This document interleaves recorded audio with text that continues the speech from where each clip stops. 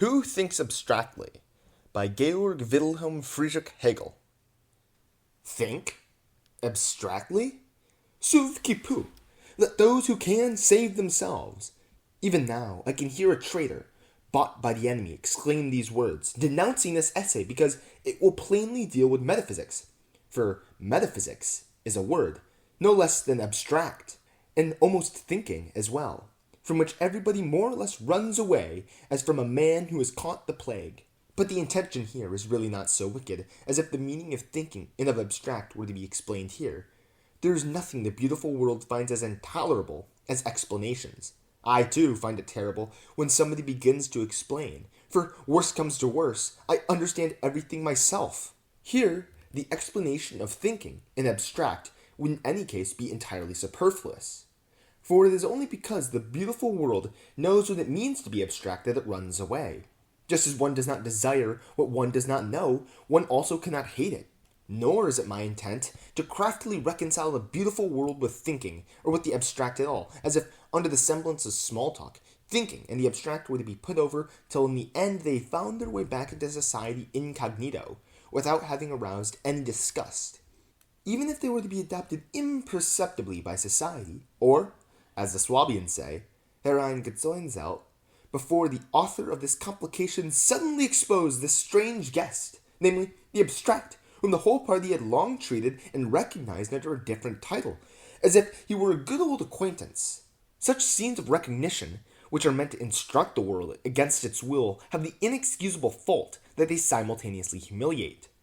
And the wire puller tries with his artifice to gain a little fame, but this humiliation and this vanity destroy the effect, for they push away again an instruction gained at such a price. In any case, such a plan would be ruined from the start, for it required that the crucial word of the riddle is not spoken at the outset. But this has already happened in the title. If this essay toyed with such craftiness, these words should not have been allowed to enter right in the beginning, but, like the cabinet member in the comedy, they should have been required to walk around the entire play in their overcoat, unbuttoning it only in the last scene, disclosing the flashing star of wisdom. The unbuttoning of the metaphysical overcoat would be less effective, to be sure, than the unbuttoning of the ministers. It would bring to light no more than a couple words, and the best part of the joke ought to be that it is shown that society has long been in possession of the matter itself. So what they would gain in the end would be the mere name, while the minister's star signifies something real, a bag of money.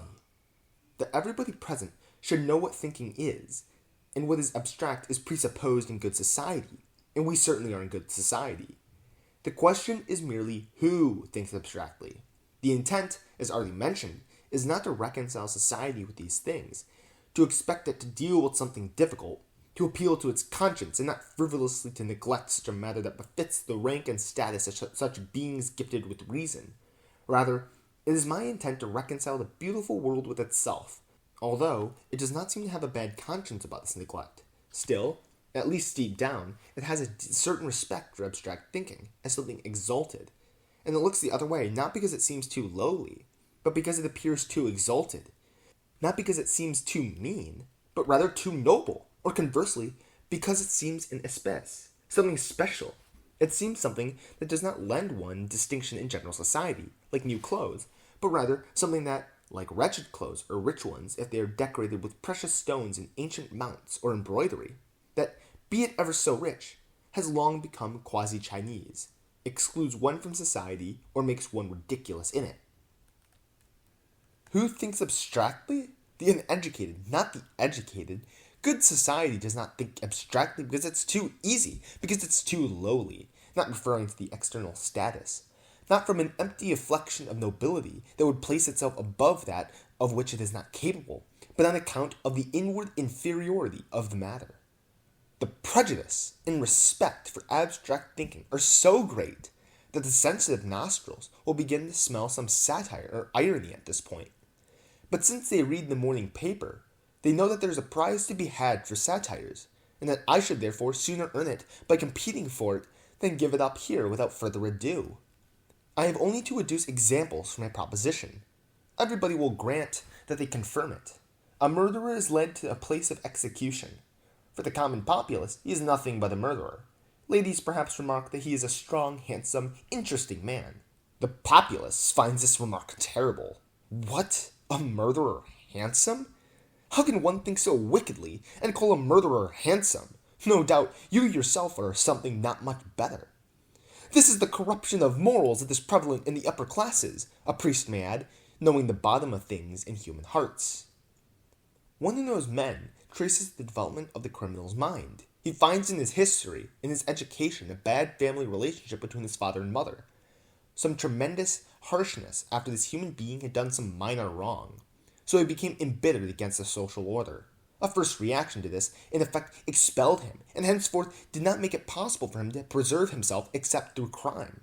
There may be people who say, when they hear such things, he wants to excuse this murderer. After all, I remember how in my youth I heard a mayor lament that writers of books were going too far, and sought to extirpate Christianity and righteousness altogether. Somebody had written a defense of suicide. Terrible, really too terrible. Further questions revealed that the sufferings of young Werther by Goethe were meant. This is abstract thinking. To see nothing in the murderer except the abstract fact that he is a murderer, and to annul all other human essence in him with the simple quality. It is quite different in refined sentimental circles. In Leipzig, there they strewed and bound flowers on the wheel and on the criminal who was tied to it. But this again is the opposite abstraction. The Christians may indeed trifle with Rosicrucianism, or rather cross-rosism, and wreathe roses around the cross. The cross is on the gallows and the wheel that have long been hollowed. It has lost its one-sided significance of being the instrument of dishonorable punishment, and, on the contrary, suggests the notion of the highest pain and of the deepest rejection together with the most joyous rapture and divine honor. The wheels in Leipzig, on the other hand, wreathed with violets and poppies, is a reconciliation a la Kotzebue, a kind of slovenly sociability between sentimentality and badness. In a quite different manner, I'd once heard a common old woman who worked in a hospital kill the abstraction of the murderer and bring him to life for honor. The severed head had been placed on the scaffold, and the sun was shining. How beautifully, she said, the sun of God's grace shines on the binder's head. You are not worthy of having the sun shine on you, one says to a rascal with whom one is angry. This woman saw that the murderer's head was struck by the sunshine, and thus was worthy of it.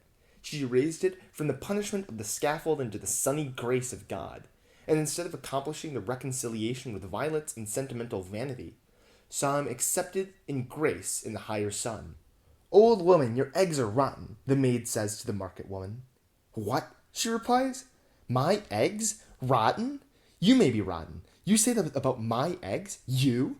Did not lice eat your father on the highways? Didn't your mother run away with the French? And didn't your grandmother die in a public hospital?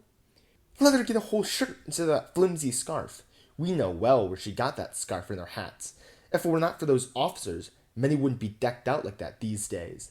And if their ladyships paid more attention to their households, many would be in jail right now. Let her mend the holes in their stockings.